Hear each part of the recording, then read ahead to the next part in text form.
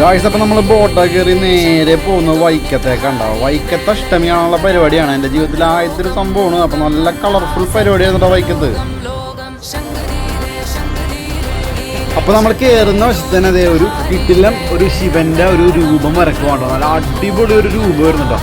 അതെന്തായാലും പൊളിച്ചിട്ടോ. നല്ല കിട്ടില ഒരു ശിവൻ. പോകുന്ന വഴിക്ക് ഒരുപാട് കച്ചവടക്കാരനുണ്ടോ. നമ്മുടെ ഈ ഒരു പൊട്ടറ്റസുമായിട്ട് നല്ല പെടപെടച്ചു കിലോമീറ്ററുകളോളം ഇങ്ങനെ വിളക്ക് വെച്ച് സ്വീകരിക്കാനുണ്ട്. അപ്പം നമ്മൾ വന്ന സമയത്ത് ശിവനെ കണ്ട പോലെ ഇവിടെ അയ്യപ്പനെ വരക്കുവാണ്ട. കിട്ടിലെന്ന് വെച്ചിട്ടുണ്ടെങ്കിൽ കിട്ടിലാണ്. നല്ല തിരക്കാണ്ട് അമ്പലത്തിൽ കയറാനായിട്ട്. ഫുഡ് കഴിക്കാനുള്ള ക്യൂ അല്ലേ, ഒരു രക്ഷയില്ലാത്ത ക്യൂ ആണ്. നമ്മൾ ജസ്റ്റ് അമ്പലത്തിൽ കയറിയിട്ട് ഒന്ന് ഫുഡ് കഴിക്കാനുള്ള പരിപാടിയാണ്. ക്യൂ ഒരു രക്ഷയില്ല, ബാക്കി കാണാനാണ് ഇറങ്ങിയിടാം. നല്ല അടിപൊളിയായിട്ട് ദർശനം കിട്ടി. തിരക്ക് കാര്യങ്ങളൊന്നും ഉണ്ടായില്ല.